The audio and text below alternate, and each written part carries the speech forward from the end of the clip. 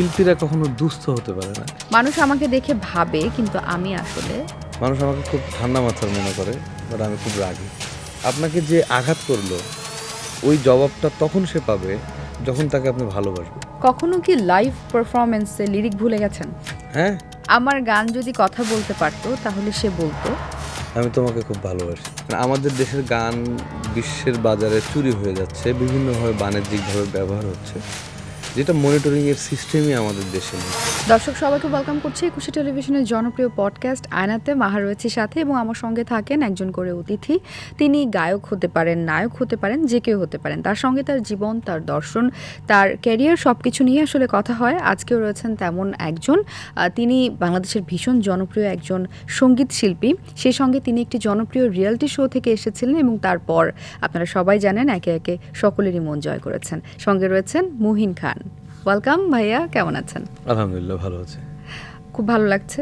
সঙ্গীতের একজন মানুষ পেলে গান নিয়ে অনেক কথা বলা হয় এবং গান যারা ভালোবাসেন, আমি খুব কম মানুষকেই বলতে শুনেছি, মানে খুব একটা শুনিনি যে গান আমি পছন্দ করি না বা আমি গান শুনতে ভালোবাসি না। সুতরাং গানের সঙ্গে প্রত্যেকটা মানুষেরই নানান ধরনের ইমোশন জড়িত থাকে।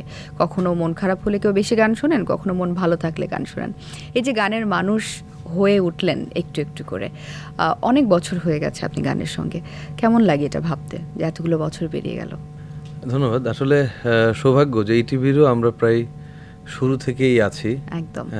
আমরা অনেক আগে থেকেই কাজ করছি। গান ভালোবাসার একটা মানে আমরা বিষয় বলি, আমরা বলি যে এক একজন মানুষ গল্প পড়তে ভালোবাসে, কারোর শুনতে ভালো লাগে, কারোর গাইতে ভালো লাগে, কেউ লিখতে পছন্দ করে। তো সব মিলিয়ে আসলে গানটা এমন একটা মাধ্যম যে মাধ্যমে খুব সহজে মানুষের মন কাড়া যায়, রাইট, এবং সেটা সুস্থ বিনোদনের মাধ্যমেই কাটা যায়। তো আমার কাছে বা আমার চলার পথে যেরকম পেয়েছি, আমার সমসাময়িক বন্ধুবান্ধব বা আমরা যারা কলিগসরা আছি, আমরা একসঙ্গে যারা রিয়েলিটি শো থেকে এসেছি, তারা আসলে মূলত চেষ্টা করছি এই বাংলাদেশের বাংলা গানটাকে বাঁচানোর। কারণ আমরা বাংলা ভাষার জন্য যুদ্ধ করেছি, আমাদের এই বাংলা ভাষার জন্যই আমরা এই বাংলা গানটা পাচ্ছি, এবং বাংলাদেশের গানটা আসলে বিশ্বের কাছে অনেক সমাদৃত। আমরা আমাদের প্রথিতযশা যত মানুষজনকে দেখেছি, আমাদের বাংলাদেশকে রিপ্রেজেন্ট করার জন্য গানের মাধ্যমটা অনেক শক্তিশালী ছিল, দেশ থেকে দেশের বাইরে সব জায়গায়।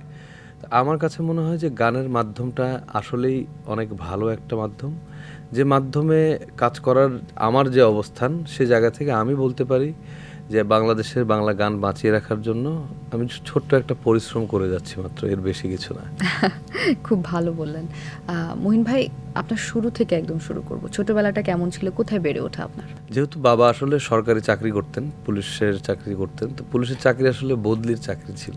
একদম 2 বছর বা 2.5 বছর বা সর্বোচ্চ 3 বছর পরে তাদের পোস্টিং হয়। হ্যাঁ, তো সেই ক্ষেত্রে আমার শৈশব কৈশোরটা বগুড়া জেলা, তারপরে রাজশাহী, চাঁপাইনবাবগঞ্জ, এই 3টা জেলাতে। আপনার অরিজিন কোথায়? আমার অরিজিন হচ্ছে পাবনা সাথিয়া। আচ্ছা, আপনি আমার কাছাকাছি। আপনার কোথায়? আমার খুলনা বিভাগ, যশোর জেলা। তো পাবনা, খুলনা, যশোর, আমরা তো খুব বেশি দূরে না, নদীর এপার ওপার। পাবনাতে বেড়ে ওঠা হয়নি, যেহেতু আব্বু আসলে চাকরি করতেন। তো চাকরির সুবাদে গান শেখার জায়গাটা আসলে বগুড়াতে, এবং আমার ছোট চাচা গান শিখতেন। ছোট চাচা এখন বগুড়াতেই চাকরি করছেন, এখনো পুলিশ ইন্সপেক্টর হিসেবে আছেন। তো চাচা ছোটবেলায় গান করতেন, চাচা হারমোনিয়াম বাজিয়ে রেখে যেতেন যখন, তখন আমার বয়স 3, 3.5 এরকম হবে। তো হারমোনিয়াম তো বাজাতে পারি না, ছোট মানুষ, তো ওটার উপরে উঠে যেরকম বাজানো যায় সেই বাজানোর চেষ্টা করতাম।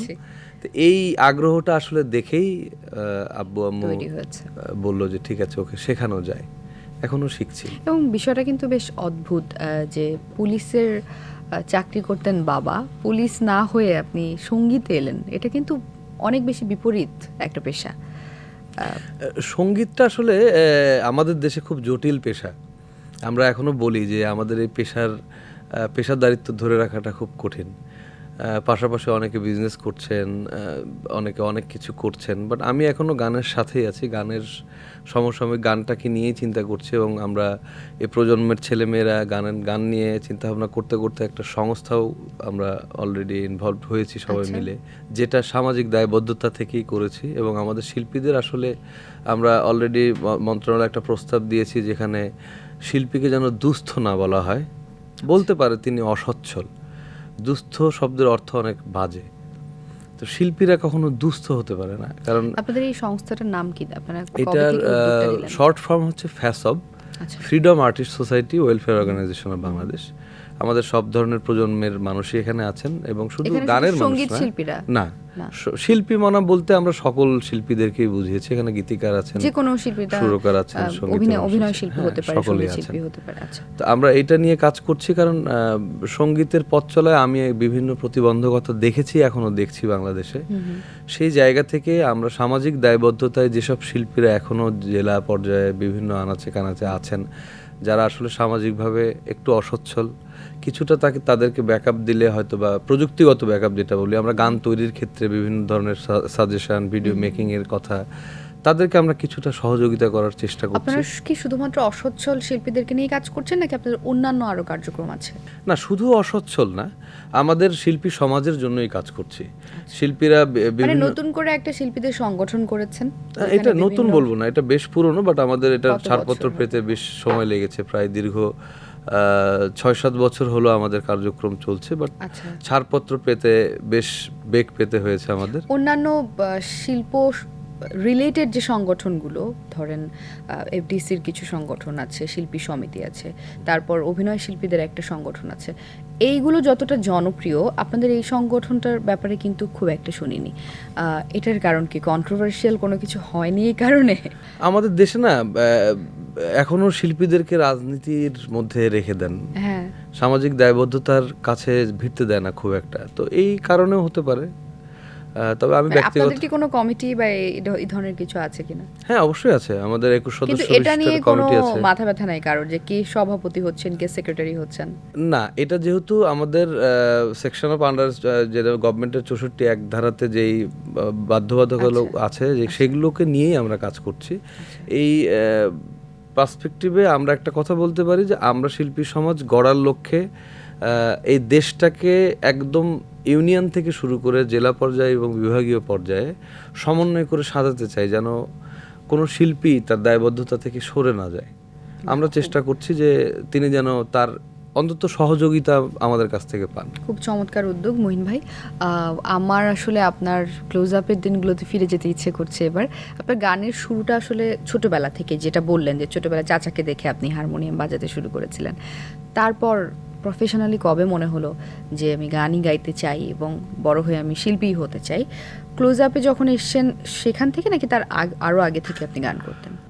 98 to 2003 পর্যন্ত আমাদের একটা ব্যান্ড ছিল। আচ্ছা। ব্যান্ডের নাম ছিল ওয়েবস। আমরা রাজশাহীতে, আমি বেড়ে ওঠা রাজশাহীতে, তো রাজশাহীতে আমাদের একটা ব্যান্ড ছিল ওয়েবস। তারা এখন সকলেই চাকরিজীবী মানুষ। ওই যে বললাম তো যে আসলে ব্যান্ডের 5 জন মেম্বার 6 জন মেম্বার একসাথে থাকাটা খুব টাফ একটা সময়। বেড়ে উঠে আমরা তখন সবাই পড়াশোনা করছি, পড়াশোনার স্পেশালি যে মধ্যে ব্যান্ড আছি। মেম্বাররা অনেক ছোটবেলা থেকে শুরু করে, হ্যাঁ, তাদের লক্ষ্য পাল্টে যায় অনেক সময়। অনেক সময় পাল্টে যায়। তো আমার ব্যান্ডের কাজ করা হতো, পাশাপাশি রাজশাহীতে ওস্তাদ আব্দুল আজিজ বাচ্চু স্যারের কাছে শিখতাম, ওস্তাদ নূর হামিম রিজভি বীর প্রতীক স্যারের কাছে শিখতাম। দুজনেই গত হয়েছেন প্রায় অনেক বছর হলো। মূলত রাজশাহীতে আমার গানের শিক্ষার জায়গাটা শুরু। তারপরে আমার ঢাকায় চলে আসা, ঢাকাতে পড়াশোনা, এখানে BBA শেষ করার মুহূর্তেই আমাদের এই reality show close up one যেটা হয়েছিল, এইটার মাধ্যমে আসলে মূলত বেশি আত্মপ্রকাশ বলা যায়, এবং এখানেই মানুষ আমাকে চেনেন যে মহিন গান করেন। একদম পুরো বাংলাদেশের মানুষ, শুধু মানুষ না, গোটা বাংলাদেশের মানুষ আসলে ক্লোজ আপ থেকে সেই সময় আপনাদেরকে চিনেছে, এবং তারপরে পথ চলা। হঠাৎ করে ধরেন একটা রিয়েলিটি শো থেকে যারা বের হয়, তারা কিন্তু একটা ফেম বা একটা পরিচিতি নিয়ে বের হন। সাধারণ একজন শিল্পী যিনি ছোটবেলা থেকে চেষ্টা করছেন, ধরেন গান করছেন, উনি হয়তো কোনো একটা সময় গিয়ে কমার্শিয়ালি গান করার সুযোগ পাচ্ছেন বা কোনো একটা ফিল্মে সুযোগ পাচ্ছেন। এই মানুষগুলোর সঙ্গে আপনাদের পার্থক্যটা অনেক বেশি। আপনারা একটা প্ল্যাটফর্ম পেয়ে যান, সেই প্ল্যাটফর্ম থেকে কিন্তু পুরো বাংলাদেশের মানুষের টেলিভিশনে চলে যান, প্রত্যেকের ঘরে ঘরে আপনারা চলে যান। এখানে আমি বলবো একটা অনেক বড় একটা সুযোগ, মানে শুরুতেই পরিচিতিটা তুলে ধরার। তারপর যখন বের হলেন তখন প্রেশারটা কেমন ছিল নিজের কাছে, যে এবার কি করব? একটা উদাহরণ দিয়ে বলি, মানে ডাক্তার MBBS পাশ করলেই তার কাজ শেষ না, একদম না, শুরু মাত্র, বরং শুরু। তো আসলে আমাদের একটা প্ল্যাটফর্ম দেয়া হয়েছে, সেখান থেকে আমরা আসলে একটা বড় মাধ্যম পেয়েছি, যেখানে বাংলাদেশের প্রথিতযশা সব প্রিয় শিল্পী, সুরকার, সঙ্গীত পরিচালকদের সঙ্গে কাজ করার একটা বড় সুযোগ। এবং এই সুযোগটাই আসলে পাওয়াটা খুব টাফ।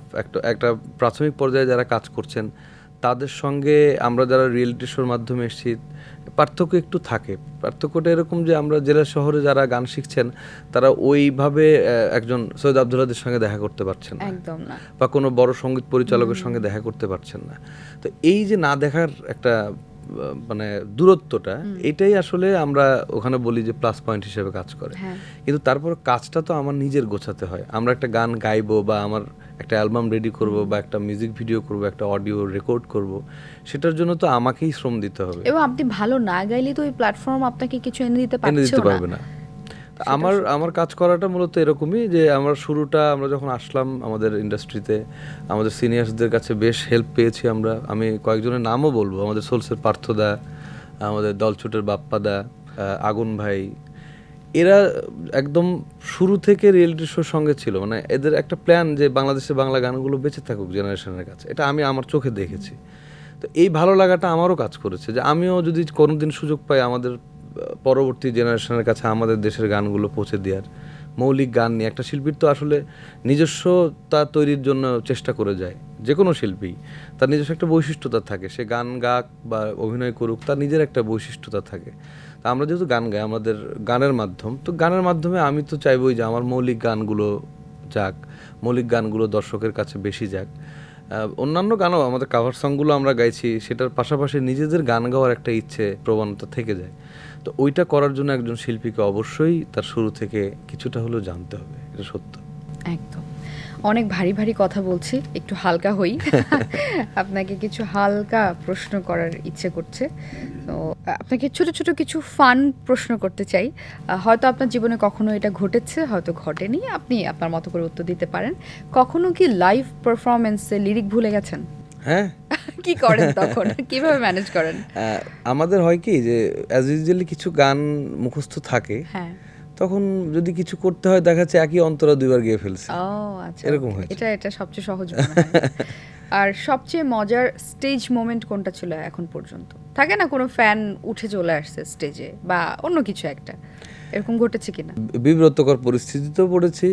আমার মনে আছে ঢাকায় একবার শহীদানোর গার্লস কলেজ, আমাদের গার্লস কলেজ, স্কুল অ্যান্ড কলেজে, তো ওখানে স্টেজ ভেঙে পড়ে গিয়েছিলাম। আর এমনিতে সচরাচর কিছু এক জায়গায়, বরিশালে একবার একটা প্রোগ্রামে একজন আমার নখ দিয়ে চামড়া তুলে নিয়েছিল, ভাই এটা রেখে দিলাম স্মৃতি হিসেবে। ও মাই গড। তো এরকম কিছু ধরনের স্মৃতি আছে। আচ্ছা, বেশি মানে আমি চিন্তা করতে পারছি না, একজন আমার নখ দিয়ে চামড়া উঠায় নিয়ে গেছে যে ভাই স্মৃতি হিসেবে রেখে দিলাম। আপনি কিছু বলেন নাই তাকে? আর আমি তখন গাড়িতে, আমি কি করব? ও মানে আপনি শকড? তো আমি স্বাভাবিক শকড যে একজন আপনার চামড়া তুলে নিবে, এটা কেমন বিষয়? কেমন বিষয়? মাই গড। কখনো কি কোনো শো এড়ানোর জন্য কোনো মজার কিছু বলেছেন? কি আসলে আপনি বলেন যে শোটা করতে পারবো না? না, আমি এই মিথ্যা কথাটা বলতে পারি না। কি বলেন? সত্যি করেই বলেন? শো এড়ানোর চেষ্টা করি নাই। আচ্ছা। তবে ডেট ওয়াইজ যদি লক থাকি যে আমার ওই দিনে ডেট আছে, অন্য কাজ আছে, আমি শোজ বাদ দিয়ে সেটা এসে লক করি। কথার কথা যে আমি এটা করি না কখনো যে আমি স্টেজ শোতে হয়তো বেশি অনারিয়াম পাবো বলে এটা ক্যান্সেল করে ওইটা করি, এটা করি না। আমার কথা দিলে অন্তত কথা রাখার চেষ্টা করি। আচ্ছা, ট্রল বা নেগেটিভ কমেন্টস তো সোশ্যাল মিডিয়াতে আসলে পেতেই হয় আমাদেরকে বিভিন্ন সময়ে। কিভাবে ডিল করেন যখন আপনার সাথে হয়? খুব পজিটিভলি উত্তর দিই, খুব পজিটিভলি। এবং কেউ যদি লিখতে থাকেন তো সেটার উত্তর দেওয়ার চেষ্টা করি। আপনার সবচেয়ে বড় ভয় কি? ভালো করে গানটা গাওয়া, আমি গাইতে পারলাম কিনা। মানে আমি অন এয়ারে যখন গান গাই বা অন স্টেজে গাই, আমি চেষ্টা করি অ্যাটলিস্ট আমার সুরে গান গাওয়ার। গলা ভালো না থাকলে আমি লাইভ ক্যান্সেল করেছি, এটা হয়েছে। তো সেক্ষেত্রে একটু নিজের প্রতি থাকি কনফিডেন্ট যে না, অন্তত আমি যতদিন গান গাইতে পারবো একটু ভালোভাবে গাওয়ার চেষ্টা করি। আচ্ছা, আপনার ফোনে সবচেয়ে বেশি ব্যবহার করা অ্যাপ কোনটা? ফেসবুক। ফ্রি টাইমে আপনার কি করতে ভালো লাগে? অপশন আছে গান, ঘুম নাকি ঘোরাঘুরি। গান তো সবসময় করেন, যদি গান না করেন তাহলে ঘুম নাকি ঘোরাঘুরি? দুটোই, ঘোরাঘুরি ঘুম দুটোই পছন্দ করেন। ওকে। যদি একদিনের জন্য সুপার পাওয়ার পান তাহলে কি করবেন? দেশের সঙ্গীত জগৎটাকে সুন্দর করে সাজানোর। আপনার স্বপ্নের সঙ্গীত অঙ্গন কেমন? ছোট একটু একটু ক্লু দিয়ে যাই। আমাদের দেশের সঙ্গীত অঙ্গনটা সত্যি সত্যিই খুব একদম মুখ থুবড়ে পড়ে থাকার মতো অবস্থায় আছে। এর কারণ হচ্ছে আমরা গান করছি ঠিক আছে, কিন্তু টেকনিক্যালি আমরা অনেকটা পিছিয়ে আছি। আমাদের দেশের গান বিশ্বের বাজারে চুরি হয়ে যাচ্ছে, বিভিন্নভাবে বাণিজ্যিকভাবে ব্যবহার হচ্ছে, যেটা মনিটরিংয়ের সিস্টেমই আমাদের দেশে নেই। তো আমরা অলরেডি আমাদের সংস্থা থেকেও সেটা অ্যাপ্লিকেশন করেছি যেন আমাদের দেশের গানগুলোকে অন্তত পক্ষে আমার দেশের সম্ভারে রাখা। তা আমি যদি এটা করতে পারি বা আমাদের সঙ্গীত অঙ্গনের মানুষকে নিয়ে যদি এটার জন্য যুদ্ধ করে জিততে পারি, সেদিন আসলে আমার মনে হবে যে আমি কিছু একটা অ্যাচিভ করেছি। আচ্ছা, ঠিক আছে। আপনার সঙ্গে আরও কিছু ছোট ছোট প্রশ্ন বা র্যাপিড ফায়ারের দিকে যেতে চাই। এবার একটা র্যাপিড ফায়ার করছি, যেটা আপনি এক কথায় উত্তর দিতে পারেন। আপনার প্রিয় গায়ক? সুবীর নন্দী এবং সৈয়দ আব্দুল হাদী। বাহ, দারুণ দারুণ। সুবীর নন্দী আমার ভীষণ পছন্দের গায়ক ছিলেন। প্রিয় গায়িকা? আমার দৃষ্টিতে অনেকজন আছে বাংলাদেশের প্রেক্ষাপটে আপনি যদি দু বলি, তিনজনকেও বলতে পারেন, দু তিনজনের নামও। সাবিনা আপা এবং কনক চাপা আপা। প্রিয় গান? আমি জানি এটা একটা না, বলা এটা মুশকিল। এটা একটা গান খুব কঠিন গান, এটা বলা খুব কঠিন, তবে অনেক গান আছে, অনেক। অনেক। কি ধরনের গান আপনার তারপর খুব পছন্দ? একটা দুইটা গান যদি মাথায় আসে এই মুহূর্তে, যে এই গানগুলো আমার সারা জীবন একই রকম ভাবে ভালো লেগেছে, বা কিছু গান থাকে প্রেমের সাময়িক গানগুলো থাকে, যেমন কতটা তোমাকে বেসেছি ভালো, আমার দুটি চোখ পাথর তো নয়, এই টাইপ অফ গানগুলো সবসময় শুনতে ভালো লাগে। প্রিয় খাবার? গরুর গোস্ত এবং ভুনা খিচুড়ি। আহ, বাঙালির পছন্দের খাবার। রান্না করতে পারেন আপনি? হ্যাঁ, মাশাআল্লাহ। কি কি রান্না করতে পারেন?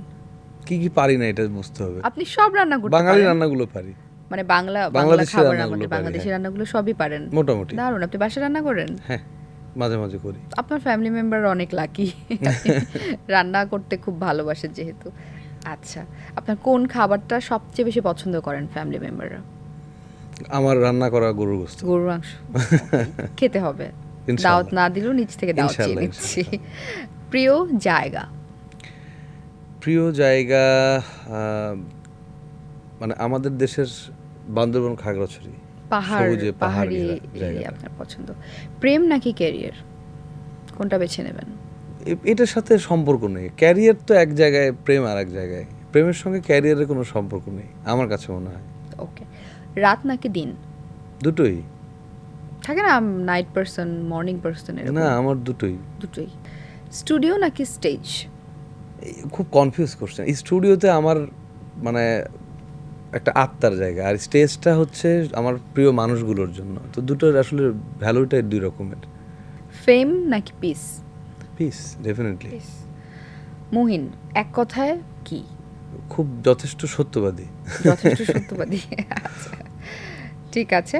আপনাকে এবারে কিছু প্রশ্ন করতে চাই, যেটা এক কথায় না উত্তর দিলেও হবে। যেমন স্টেজে আপনার উপস্থিতি, বা আপনি যখন স্টেজে পারফর্ম করেন তখন খুব স্ট্রং একজন পারফর্মার আপনি। তো এই ব্যাপারটা কি স্বাভাবিকভাবে এসেছে, নাকি খুব প্ল্যান করে নিজেকে এইভাবে তৈরি করেছেন? এই সাহসটা আসলে একদিনে তো হয় না। আমরা প্রথম দিকে যখন স্টেজে উঠতাম তখন খুব বুক দুরু দুরু কাঁপতো। এই কাঁপুনিটা আস্তে আস্তে বন্ধ হয়ে যায়। মানে একটা মানুষ যখন নিয়মিত সেই চর্চার মধ্যে থাকেন, এটা আস্তে আস্তে কেটে যায় তার। তো এটা আসলে ওইভাবেই কেটেছে। ওকে। তবে স্টেজেও স্টেজটাকে মনে হলে এখন ভালো লাগে, দর্শকদের সঙ্গে আন্তরিকতাটা অন্যরকম থাকে। আচ্ছা, স্টেজে ওঠার আগে আপনার কোনো ব্যক্তিগত রিচুয়াল আছে যেগুলো আপনি ফলো করেন? না। প্রতিবার শোয়ের আগে করেন? না, নেই। তবে বিসমিল্লাহ বলে শুরু করি।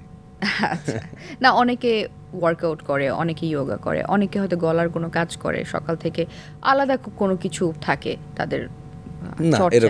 এরকম কোনো না। কিছু নেই। আপনার ফ্যাশন সেন্স বা ফ্যাশন আইকন কারা, কাদেরকে ফলো করেন? ওরকম কাউকে ফ্যাশন ফলো করি না। ট্রেন্ডস যখন যে যেটা ভালো লাগে। ট্রেন্ডস যেটা চলে সেটার সাথেই চলি। ওকে।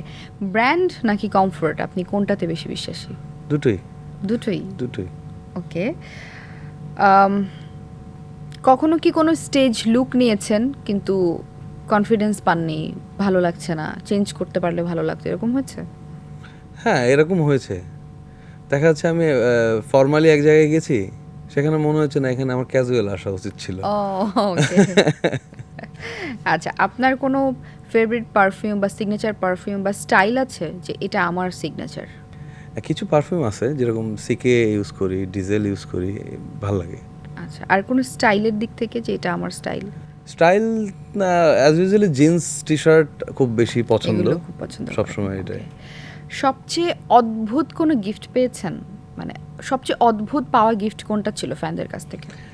অদ্ভুত পাওয়া একটা গিফট, আমি যখন 21 সালে ন্যাশনাল অ্যাওয়ার্ড পেলাম, ন্যাশনাল অ্যাওয়ার্ড পাওয়ার পরে আমাকে এক ভাই, ওনার বাড়ি কুষ্টিয়া, নাম হচ্ছে মনিরুল ইসলাম মনি ভাই, উনি একজন গীতিকার এবং ব্যবসায়ী মানুষ। উনি আমাকে একটা মানে এটা উল্লেখ করেই উনি বলেছিলেন 1 ভরির একটা সোনার টুপি দিয়েছিলেন। এটা আলিফ থেকে যে 26টা অক্ষর আরবি অক্ষর আছে, এই অক্ষর দিয়ে চারিদিক দিয়ে ছিল, টুপির চারিদিকে আছে, এটা সে আমাকে গিফট করেছিল। অদ্ভুত একটা মানুষ, ভীষণ অদ্ভুত, কিন্তু একই সঙ্গে মানে ভালোবেসে দিয়েছেন, ভালোবেসে। হ্যাঁ, উনি এসেছিলেনই, উনি কুষ্টিয়া থেকে এসেছিলেন একমাত্র এইটা গিফট করার জন্য, এবং এসে বলছেন ভাই, ওনার লেখা অনেক গানও আমি গেয়েছি, তো বললো যে ভাই আপনার এই যে গায়কী, এই যে আমার তো আসলে তেমন কিছু দেওয়ার নাই, আমি অনেক দিন ধরে প্ল্যান করে রেখেছিলাম কি দিব। আমিও খুব আশ্চর্য হয়েছিলাম যে সোনার টুপি পাওয়া তো টাফ। এটা একটা অন্যরকম অভিজ্ঞতা ছিল, এবং এটা আসলেই একটা ভালো লাগার অভিজ্ঞতা। একদম।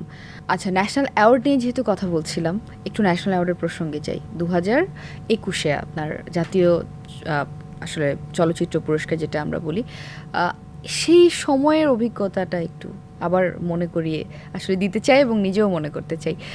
যখন নিউজটা পেলেন যে ন্যাশনাল অ্যাওয়ার্ড পাচ্ছেন, আপনি এক্সপেক্ট করেছিলেন যে এই গানটির জন্য আমি ন্যাশনাল অ্যাওয়ার্ড পাবো? এবং যখন পেলেন আসলে আপনার রিঅ্যাকশন কী ছিল? এক্সপেক্ট তো সবাই করেন, স্বাভাবিক, বাট গানটার জন্য স্পেশালি থ্যাঙ্কস হচ্ছে লিরিসিস্ট জামাল হোসেন ভাইকে। চলচ্চিত্রের নাম ছিল আমাদের রাশিদ পলাশ পরিচালিত পদ্মা পুরাণ। গানটি গাওয়ার, যেহেতু পদ্মার প্রেক্ষাপটের গান ছিল, মানে আমাদের সমসাময়িক শুকিয়ে যাওয়া পদ্মা তীরবর্তী মানুষের জীবনযাপনের উপরে নির্মিত ছবিটি, আসলে একটু অন্য ট্রেন্ডের গান, পটভূমির উপরে করা গান, আমার ভালো লাগারই একটা গান ছিল। এবং রেজাল্ট যখন শুনলাম যে মানে আমি পেলাম, অনুভূতিটা আসলে বোঝানো যায় না মানুষকে, এটা এক্সপেকটেশনের বাইরেই থাকে মানুষের সর্বোচ্চ একটা, এটা চিঠি আসে গভর্নমেন্ট থেকে, একটা চিঠি আসে, বাসায় চিঠি আসে, এবং সরকারি সোশ্যাল মিডিয়াতে যেদিন চারটা প্রকাশ পায় সেদিনই কি আপনারা বাসা চিঠিটা পান, নাকি এর আগে থেকে? পত্রিকাগুলোতে একটু আগেই প্রকাশ পেয়ে যায়, হয়তো 2-1 দিন এদিক ওদিক হয়, এরকম হয় আর কি, হয়তো আগ পিছ হয় 1 দিন 2 দিন। যে আজকে প্রকাশ পেলে হয়তো 1 দিনের মধ্যে চিঠি আসে।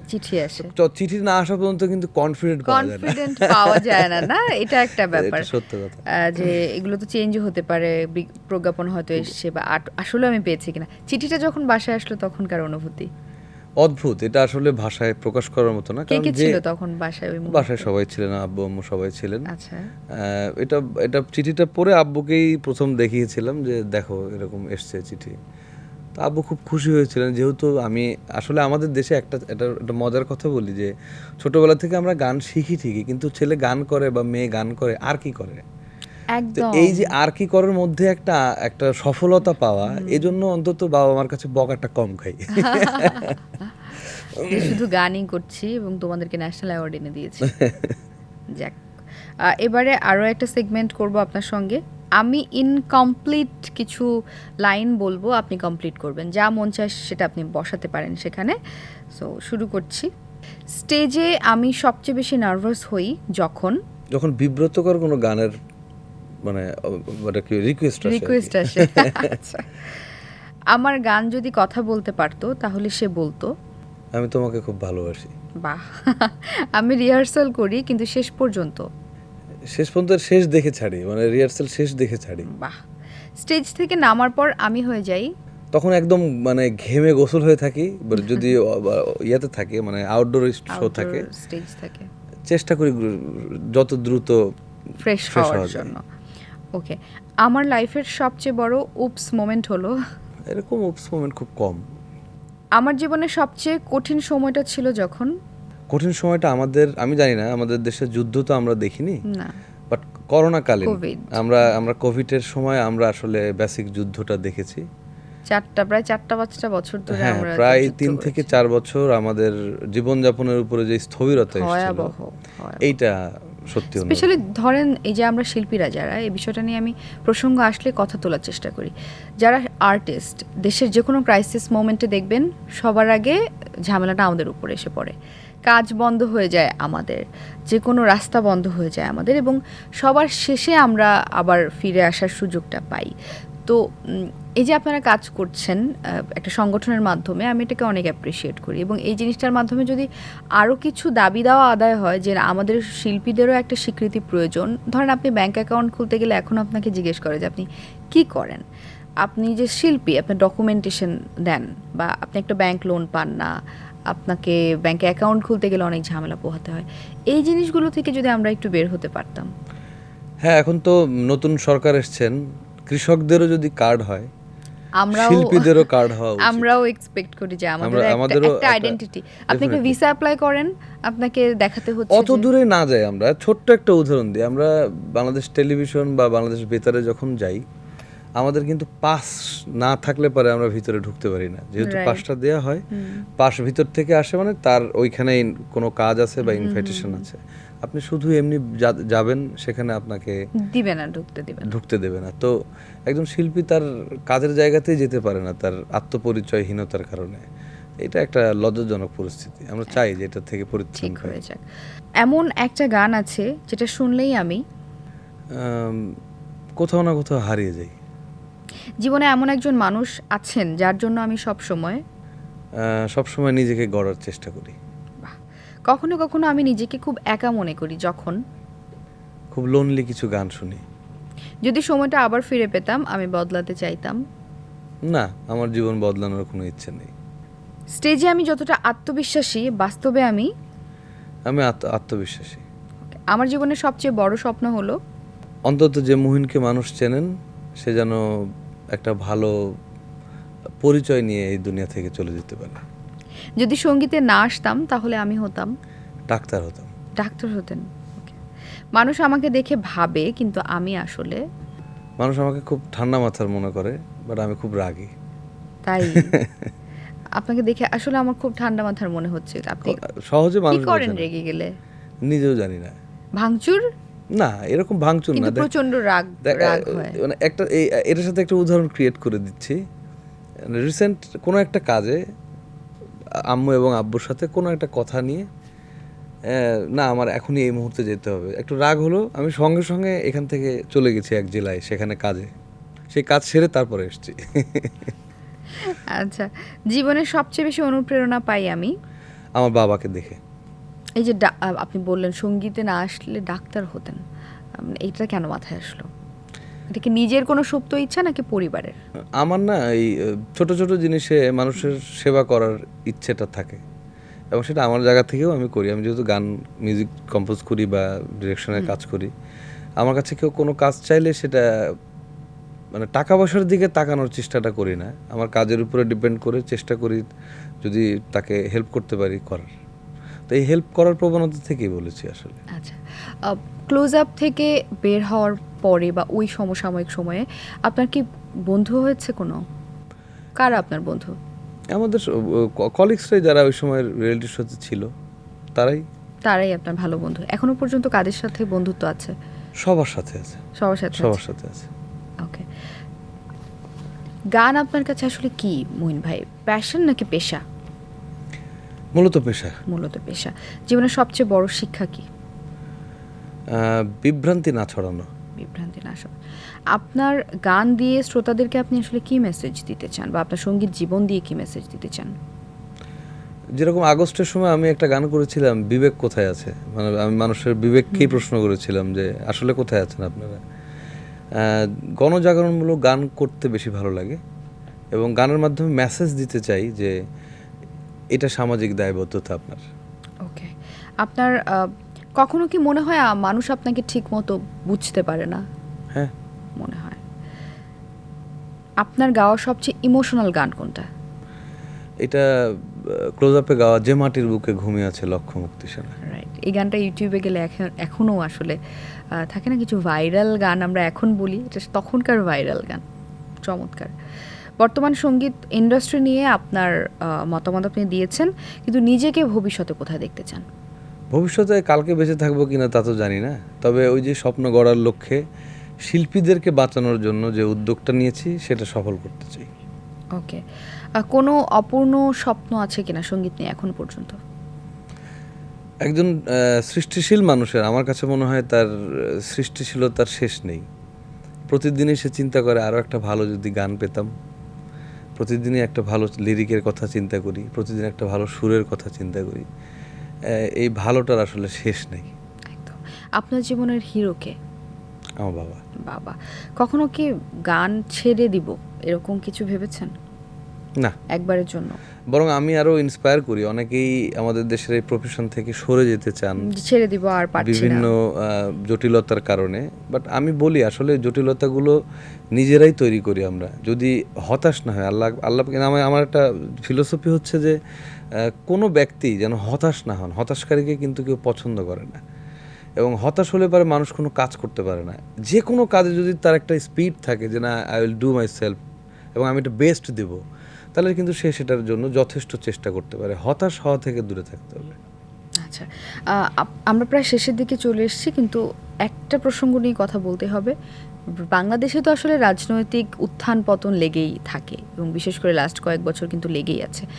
আপনি নিজেও রাজনৈতিকভাবে অনেক ধরনের হুমকির শিকার হয়েছেন, অনেক কিছুর মধ্য দিয়ে গেছেন। এটা বাইরের মানুষ কতখানি জানে আমি জানি না, কিন্তু আপনার কাছ থেকে আসলে জানতে চাই যে কিসের মধ্য দিয়ে আপনাকে যেতে হয়েছে, বা কী কারণে? রাজনীতি যারা করেন এটা তারা ভালো উত্তর দিতে পারবেন। এই প্রশ্নের উত্তর আমি আজও খুঁজে পাইনি। তবে সৃষ্টিশীল মানুষ তার কাজের কর্মের যেখানেই থাকেন না কেন, কাজটাকে তাকে করতে যেন বাধা না দেওয়া হয়। এটা কোনো গণতান্ত্রিক রাষ্ট্রেই বা কোনো রাষ্ট্রেরই কোনো মানুষের উপরে এভাবে বর্তায় না যেন, সেই দোয়াটা আমিও করি। এবং আমার মতো যারা সাফারার হয়েছেন অন্যান্য, তাদেরকেও আমি বলবো যে ভেঙে না পড়ে নতুন করে নিজের জীবনটাকে সাজান। কারণ ওই পিছনের অতীতকে দুঃখের মতো সঙ্গী করে নেওয়ার কোনো দরকার নেই। সেখান থেকে শিক্ষা নেওয়া উচিত এবং অতীতে সেই মানুষগুলোর সাথে চলা উচিত। কেন জানেন? আপনাকে যে আঘাত করলো ওই জবাবটা তখন সে পাবে যখন তাকে আপনি ভালোবাসবেন। এটা সত্য কথা। মানুষ আঘাতে আঘাতে কিন্তু বিধ্বস্ত হয়ে যায় এক সময়, কিন্তু ওটাকেও আবার ধারণ করতে হবে যে মানুষগুলো এতদিন বিক্ষিপ্ত অবস্থায় কষ্ট পেয়েছে, তাদেরকে সামনে এগিয়ে যাওয়ার জন্য আরও দ্রুত সেই জায়গাটা তৈরি করা। তো আমরা চেষ্টা করেছি, আমরা যারা বিগত ফ্যাসিবাদ সরকারের সময় বিভিন্ন মাধ্যমে, আমি যেরকম প্রায় 15-16 বছর বাংলাদেশ টেলিভিশন, রাষ্ট্রীয় অনেক প্রোগ্রামে, সরকারি অনেক ধরনের প্রোগ্রামে গান গাইতেই পারিনি। তো এটা আমার কষ্ট, এটা মনের মধ্যেই থাক। কিন্তু আমি কিন্তু সৃষ্টিশীল কাজে লেগেছিলাম বলে আমার সুর-সঙ্গীত আয়োজনে প্রায় 4 শতাধিক গান রিলিজ হয়েছে, যেখানে সৈয়দ আব্দুল হাদী স্যার থেকে শুরু করে ওপার বাংলায় কুমার শানুদা এবং প্রায় আমাদের দেশের 2 শতাধিক শিল্পী আমার সুরে গান গেয়েছেন। তো ওইটা যদি আমি না করতাম, বা আমি যদি ওইটার মধ্যে থাকতাম যে না, আমার এই 16 বছর দুঃখের মধ্যে থাকি, আমি দুঃখই নিয়ে থাকি, তাহলে কিন্তু আমি কাজের মধ্যে থাকতে পারতাম না। মানুষকে আল্লাহ বিপদ দেয় সেই বিপদ থেকে কাজটাকে উদ্ধার করানোর জন্য। তো হতাশ হলে হবে না, জীবনটাকে সাজানোর জন্য পুরনোকে ভুলে নতুন করে নিজের জীবনটাকে সাজাতে হবে। আপনি এসছেন, গান না শুনিয়ে তো যেতে পারছেন না, একটু গান শোনান। নিশ্চয়ই। এই গানটা আমার ক্যারিয়ার জগতের একটা গান। এটা আমি প্রথম সুর করি, লিখি কলিজায় লাগে রে, এবং এটা থেকে আমার টার্নিং শুরু অ্যাজ এ মিউজিক কম্পোজার। আচ্ছা, তো অনেক দিন পরে আজকে এই টিভিতে ভালো লাগার ভালোবাসার গানটি গাইছি। প্লিজ। দিবানিশি তোরি খোঁজে থাকি সারাক্ষণ, পাগলামি ভরা থাকে দিবি কি না মন। দিবানিশি তোরি খোঁজে থাকি সারাক্ষণ, পাগলামি ভরা থাকে দিবি কি না মন। কলিজায় কলিজায় লাগে রে, কলিজায় কলিজায় লাগে রে, ও কলিজায় কলিজায় লাগে রে, কলিজায় লাগে রে। Thank you so much Mohin ভাই, অনেক ভালো লাগলো। আর আপনার অসাধারণ একটা গলা, আপনি যাই গান সেটাই কেন যেন সুমধুর হয়ে যায়। আপনাকে অনেক বলার ধন্যবাদ। জন্য বলছি না, সত্যিই আপনি দারুণ গান করেন এবং আপনার সঙ্গীত ক্যারিয়ার আরও উত্তরোত্তর সাফল্য কামনা করি। আপনার সঙ্গীত ক্যারিয়ার আরও অনেক ভালো জায়গায় গিয়ে পৌঁছাক, সে দোয়া করি। আপনাকেও অনেক ধন্যবাদ। আর আজকের এই আয়না যারা দেখছেন, এই প্রতিচ্ছবির মতো আমাদের পাশে থাকবেন, বাংলাদেশের গানের সাথে থাকবেন। আর যেহেতু আজকে ইটিভির নিমন্ত্রণে এসেছি, 21 টিভির সঙ্গে থাকবেন। দর্শক, এই ছিল আমাদের আজকের আয়োজন। আশা করছি বরাবরের মতো আজকের এপিসোডও আপনাদের কাছে ভালো লেগেছে। আগামী পর্বে আবারও দেখা হচ্ছে আপনারই প্রিয় কোনো তারকাকে সাথে নিয়ে। সে পর্যন্ত ভালো থাকুন, সুস্থ থাকুন, 21 টিভির সাথেই থাকুন।